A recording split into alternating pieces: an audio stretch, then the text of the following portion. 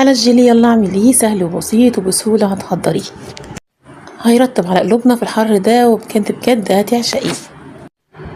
شايفين جماله؟ حلو جدا جدا جدا بجد، حتى لو عندي كمان ضيوف ما شاء الله هيشرفك.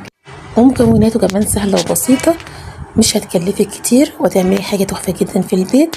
يلا بينا على المقادير ونشوف طريقة التحضير.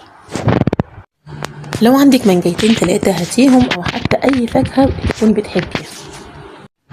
طبعا المانجا هي دلوقتي مالية السوق، فهنجيب المانجا تمام، وبالشكل ده ابتدي قشريهم، وبالشكل ده ابتدي كمان قطعيها.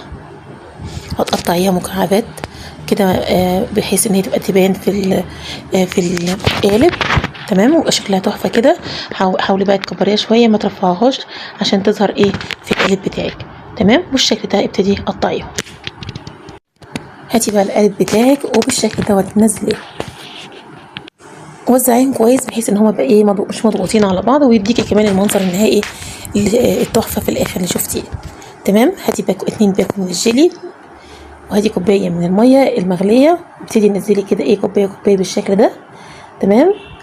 ذوبيها كويس جدا وانزلي بيها على القالب على طول، مفيش مشكله تمام.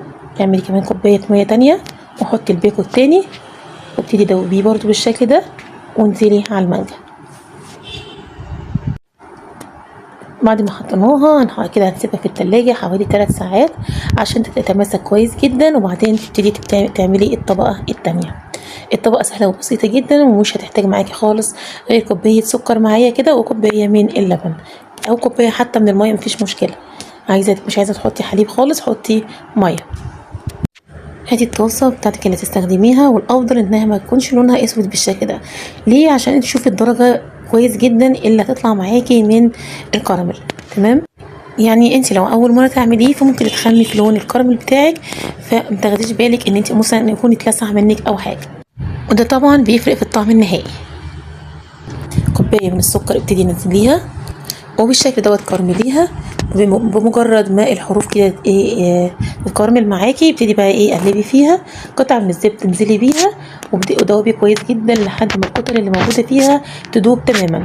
والافضل كمان انك توطي النار وانت شغاله عشان الكراميل ما يتلسعش منك. هاتي كوبايه من اللبن وانزلي عليها بمعلقه ونص من النشا، وبالشكل دوت دوبيها وانزلي على الكراميل بتاعك بيها تمام. قلبي كويس جدا جدا، هتبصي تلاقي الكراميل معاكي تماسك كده كانك بتعملي مهلبيه تمام. وباي بقى طبق كده ابتدي نزليها، طبعا يكون بتحمل الحراره لحد ما تبرد تماما. شايفه كده؟ هتفضلي تقلبي فيها لحد ما تاخد معاكي تبقى معاكي زي المهلبيه كده، بس تكون ناعمه جدا وانسيابيه معاكي تمام. انا هنا كنت حسيت ان هي تقيله قوي، فزودت لها شويه صغيرين كده، يعني كده يعتبر كوبايه لبن ومعلقه زي ما انت شايفه كده بالشكل ده. هتكوني انسيابيه معاكي، وبقى في اي حاجه عندك بتتحمل الحراره ابتدي نزليها زي ما حضرتك شايفه كده.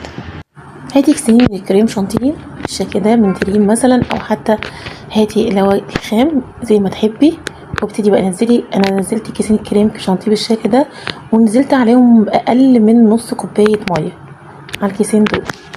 زي ما قلت لكم قبل كده، ما تتبعوش يا جماعه في الحاجات الجاهزه ديت اللي موجود في الكيس بالظبط، لا، انزلي تدريجي كده عشان خاطر تكسبي الكريم شانتيه بتاعك القوام اللي انت عايزاه، بعد كده توصلي له بمنتهى السهوله، لا هتخفي منك ولا تتقل منك، يعني تبقى مظبوطه معاكي. فانزلي تدريجي لحد ما تاخدي القوام اللي حاساه مظبوط تمام. ما تسيحش طبعا معاكي، تبقى سايحه تمام، ويبقى كده تحسي ان المضرب عمل اللي هو بوز البطه ده تمام.